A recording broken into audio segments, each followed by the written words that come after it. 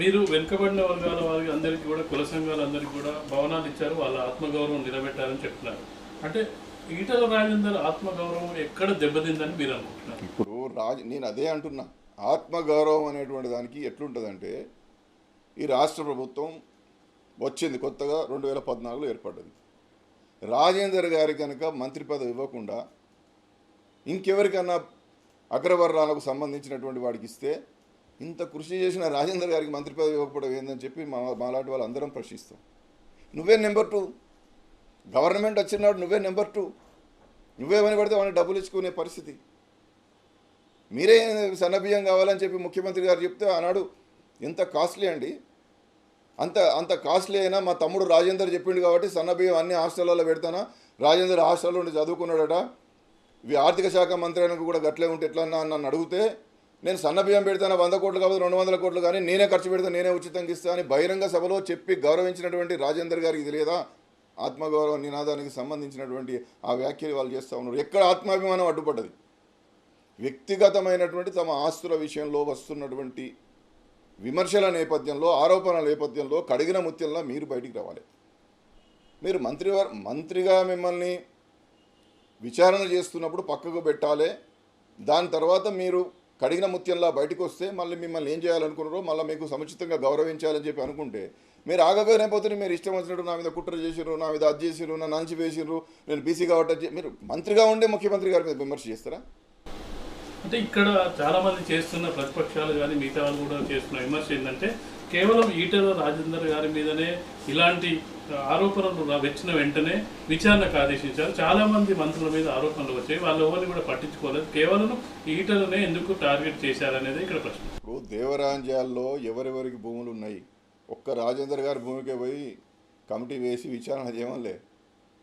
ఒక్క రాజేందర్ గారి భూముల మీదనే విచారణ జరగదు. దేవరాంజాల్లో ఎన్ని ఉంటే అంతమంది జరుగుతుంది. వాళ్ళు ఐఏఎస్ ఆఫీసర్లు వాళ్ళు ఇండియన్ అడ్మినిస్ట్రేటివ్ సర్వీస్ ఉన్నారు. రేపు పొద్దున కేంద్ర ప్రభుత్వానికి కూడా వారు సమాధానం చెప్పాల్సిన అవసరం. ఉన్నతమైనటువంటి ఇంకా ఇవాళ సెక్రటరీస్ ఉన్నటువంటి వాళ్ళు, రేపు వాళ్ళ కమిషనర్స్ కలెక్టర్స్ ఉన్న వాళ్ళు ఇంకా ఉన్నత స్థితికి ఎదుగుతారు. వాళ్ళు ఏదో ఏది పడితే సంతకం పెట్టిస్తారా సార్ మనం చెప్తే?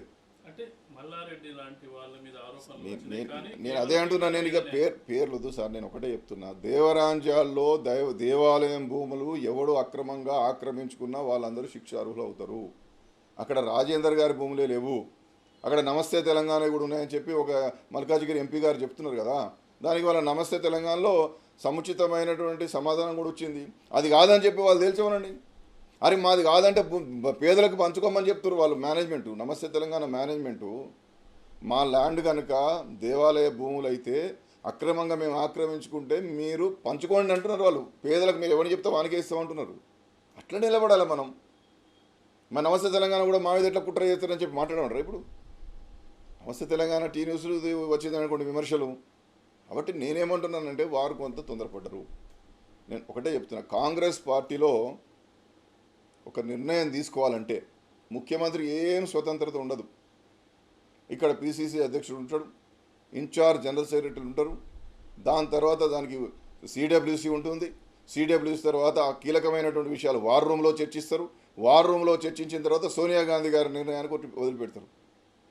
అలాంటి కాంగ్రెస్ పార్టీలోనే కిరణ్ కుమార్ రెడ్డి గారు శంకర్రావుని బర్తరఫ్ చేసిండు, మంత్రి గారిని. డిఎల్ రవీందర్ రెడ్డి గారిని బర్తరఫ్ చేసిండు. అలాంటి శంకర్రావునే డిఎల్ రవీందర్ రెడ్డి గారు కిరణ్ కుమార్ రెడ్డి గారు బర్తరఫ్ చేసిండు. డిఎల్ రవీందర్ రెడ్డి గారు ఎంత పెద్ద senior most MLA, Rajasekhar Reddy గారితో సమానంగా ఉన్నటువంటి ఎమ్మెల్యే, ఇదే వైద్య శాఖ మంత్రి. వైద్య శాఖకి ఎందుకు అర్థం కావట్లేదు కానీ రోషయ్య వైద్య శాఖనే, రాజేందర్ గారు వైద్య శాఖనే, వారు కూడా అప్పుడు వైద్య శాఖ మంత్రి డిఎల్ రవీందర్ రెడ్డి గారు. అంటే నువ్వు వారి మంత్రివర్గ సహచరుడు ఉండి వారి మీదనే కుట్రలు చేస్తున్నావు, కుతంత్రాలు చేస్తున్నావు, నన్ను అంచి వేస్తున్నారంటే నీ అమ్మ నీ ఎదుగుదల అద్భుతంగా, నీ గ్రాఫ్ ఇంత గొప్పగా కనపడుతుంది. మంచివారు, మిమ్మల్ని నేను వ్యక్తిగతంగా విమర్శిస్తలేను. వ్యక్తిగతంగా నేను విమర్శించడానికి నేను ఇష్టపడ. రాజేంద్ర గారు మంచివాడు, కొంచెం కాన్సెప్ట్ ఉన్నవాడు, మానవీయ కోణంలో పనిచేసేవాడు. దాని గురించి నాకు అభ్యంతరం లేదు. నీ మీద విచారణ జరుగుతున్నప్పుడు నీ శాఖ తీసిరు అనుకోండి, నువ్వు ఆనాడే ప్రెస్ మీట్ పెట్టి గంత విమర్శించాల్సిన అవసరం ఉంది. అప్పుడే ముఖ్యమంత్రి అని నీ గురించి స్లోగన్లు, అప్పుడే డౌన్లన్నీ ముఖ్యమంత్రి గారి మీద. మంత్రివర్గ సహచరుడు అయి ఉండి గౌరవ ముఖ్యమంత్రి వారి మీద డౌన్లోడ్ చేస్తే ఎట్లా అండి? నాకు తెలియదు ఎవడో చేసిండంటూ ఎట్లా? ఇప్పటికీ టీఆర్ఎస్ ఎమ్మెల్యేనే, టీఆర్ఎస్ పార్టీ. నేను మంత్రిగా తొలగించిన నాడు కూడా, శాఖ తొలగించిన నాడు కూడా మీరు మంత్రి వితౌట్ పోర్ట్ఫోలియో. కేసీఆర్ గారు కేంద్ర మంత్రిగా ఉన్ననాడు వారి షిప్పింగ్ పోర్ట్ఫోలియో ఇస్తే అక్కడ డిఎంకే వాళ్ళు గొడవ పెడతా ఉంటే నిజంగా నాది ఇచ్చేయండి అని అన్నాడు. అసలు కేంద్రానికి ఇవ్వడానికి వాళ్ళకి ఇష్టం లేదు, డిఎంకేకి ఇచ్చే ఇష్టం ఉందో లేదో మనకి తెలియదు. వెంటనే నా పదవి ఇచ్చేయండి అన్నాడు. నాకు అవసరం లేదు, నాకు ఏ పదవున్నా లేకున్నా పర్వాలేదు, నాకు తెలంగాణ ముఖ్యం అని చెప్పి కేసీఆర్ గారు కేంద్ర మంత్రిగా ఉన్ననాడు అన్నాడు. ఆ షిప్పింగ్ మినిస్టరు మళ్ళీ డిఎంకే వాళ్ళకి ఇచ్చిండ్రు. పోర్ట్ఫోలియో లేకుండా ఎన్ని రోజులు అండి కేసీఆర్ గారు? పోర్ట్ఫోలియో లేకుంటున్నాడండి. ఒకనాడు నాకు పోర్ట్ఫోలియో ఏమని అడగలే. నువ్వెందుకు స్పందిస్తావా, నీకేం అవసరం ఉంటుందని చెప్పి వాళ్ళకు బగబగ మండిపోయి, మేము అనకముందే నువ్వేమని ఇవ్వడానికి అని వాళ్ళు అనుకున్నారు. ఏందో డిఎంకేకి ఇచ్చారు ఈయన వద్దన్న తర్వాత.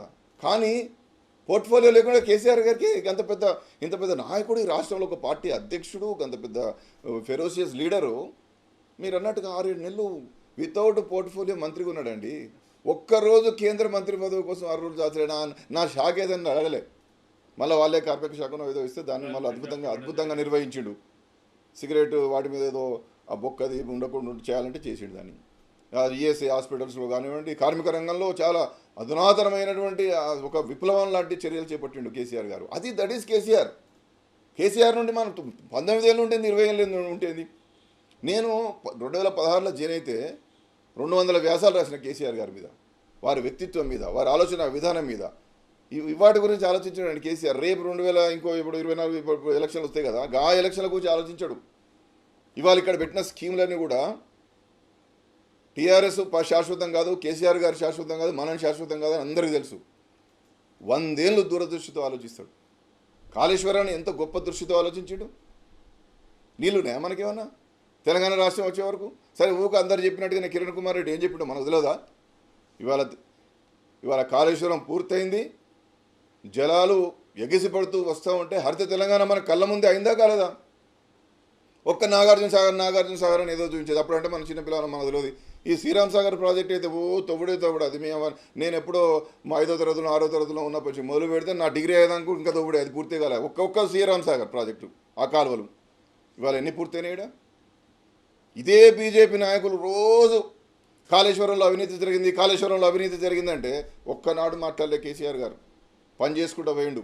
వాళ్ళ అవకాశం, వాళ్ళు సహకరించకపోయినా, జాతీయ హోదా ఇచ్చినా, జాతీయ హోదా ఇవ్వకపోయినా తాను ఈ రాష్ట్రాన్ని కాపాడాలి, రైతులను కాపాడాలి, హరిత తెలంగాణ చేయాలనేటువంటి సంకల్పంతో ఉన్నాడు కాబట్టి ముందుకు పోయిండు, పూర్తి చేసిండు. ఇవాళ ఏమైందో తెలుసా మీకు? ఎంత గొప్ప విషయం తెలుసా? ఇవాళ ఏఐబిపి కింద ఏది ఇంటిగ్రేటెడ్ యాక్సిలరేటరీ దాని కింద ఇవాళ దాన్ని గుర్తించి 80% గ్రాంట్ రాబోతున్నది వాళ్ళ రాష్ట్రానికి. మీ అన్నీ పంపించండి, మీకు 80% గ్రాంట్ ఇస్తామంటున్నాడు. ఆ గ్రాంటే 80% గ్రాంట్ వస్తే మొత్తం ప్రాజెక్ట్స్ పూర్తయిపోతాయి. ఇంకా అనేకమైనటువంటి అభివృద్ధి సంక్షేమ కార్యక్రమాలు చేపట్టుకోవడానికి అవకాశం ఉంటాయి. రోజు అవినీతి 1,50,000 కోట్ల అవినీతి జరిగిందని బీజేపీ నాయకులు కేంద్ర ప్రభుత్వమే గుర్తించి 80% గ్రాంట్ ఇవ్వబోతున్నదంటే దీనికి బీజేపీ నాయకులు ఏం మాట్లాడతారు చెప్పండి? అంటే అవినీతి జరగలేదు, గొప్పగా జరిగింది, మీకు 80% గ్రాంట్ ఇస్తాం, మీ యొక్క అన్ని పంపండి, వివరాలు పంపండి అని చెప్పి కేంద్ర ప్రభుత్వమే రాష్ట్ర ప్రభుత్వం లేఖ రాసింది. కేసీఆర్ విజయం సాధించింది కదా. ఇది ఇవాళ మనం వారి నుండి నేర్చుకోవాల్సింది. ఇప్పుడు మీరు చెప్తున్న ఇవన్నీ ఈటల రాజేందర్ తెలియమంటారు. ఎందుకంటే మొదటి నుంచి ఉద్యోగంలో ఉన్నారు, కేసీఆర్తో చాలా దగ్గర పరిచయం ఉన్న వ్యక్తి. ఎందుకు సడన్గా అంటే నా మీద కుట్ర చేసిండు, నన్ను బయటకు పంపిస్తుండు అనాల్సిన పరిస్థితులు రాజేందర్కి ఎందుకు వచ్చాయంటారు? నేను ఒకటే అడుగుతున్నా సార్, వారికి తెలుసనే నేను ఇవన్నీ చెప్పిన. నేను నాకే బయట నుంచి చూసేటోనికి ఇంత తెలిస్తే, మాన్య ముఖ్యమంత్రి గారు ఉద్యమ నాయకుడిగా ఉన్నప్పటి నుంచి ఒకే కంచం తిని పక్క వండుకొని 19 సంవత్సరాలు కలిసిన రాత్రి 1 గంట కూడా నేను ముఖ్యమంత్రి గారిని, నేను ఉద్యమ నాయకుడిగా కేసీఆర్ గారిని కలవగలిగినాను. వారే మాతో అనేక సందర్భాలు అప్పుడప్పుడు కలిసినప్పుడు చెప్పేది, మీ అందరితో కూడా చెప్పేది. అంత నాయకుడికి నేను బయట నుంచి చూసేటోనికి, అంటే నేను బీసీ కమిషన్ మెంబర్ ఉన్నప్పటికీ రాజేందర్ గారికి ఉన్నంత ఫ్లెక్సిబిలిటీ, అంత లోతుగా వెళ్ళే అవకాశం నాకు ఉండదు కదా. ఎప్పుడైనా వారి అపాయింట్మెంట్ దొరికినప్పుడు వారు మాట్లాడినప్పుడే అక్కడి నుంచి అబ్జర్వ్ చేసి వారి వ్యక్తిత్వ వికాసాన్ని మనం గమనించగలుగుతాం. కానీ వారికి ఉన్న అనుబంధం ఎంతదండి? మీరు ఎంత జాగ్రత్తగా ఉండాలండే? మీ స్థాయి నాయకుడు వాళ్ళు ఎదగాలంటే సాధ్యమైద్దా? బీసీలలో మీరు జాగ్రత్తగా ఉండొద్దా? మీరు కాపాడుకోవద్దా? ఆస్తులు అద్భుతంగా సంపాదించుకోవడం, మీరు ఎంత ఆస్తిపరుడు అయితే మా వర్గాలకే మేలని మేము అనుకుందాం, కొంతసేపు అనుకుంటాం.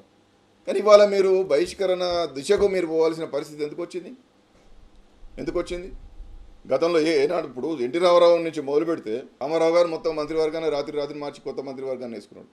నల్లపురెడ్డి శ్రీనివాసులు రెడ్డి పెద్ద సీనయ్య సేన అని పెట్టుకొని చాలా రోజులు తిరిగిన దుకాణం మంచి చేసుకున్నాడు సీనయ్య సేన. తర్వాత చెన్నారెడ్డిగా విజయభాస్కర్ రెడ్డి గవర్నమెంట్లో కటారి ఈశ్వర్ కుమార్ అని ఉండే, ఆయన కూడా ఇట్లే మాట్లాడి తీసేసారు.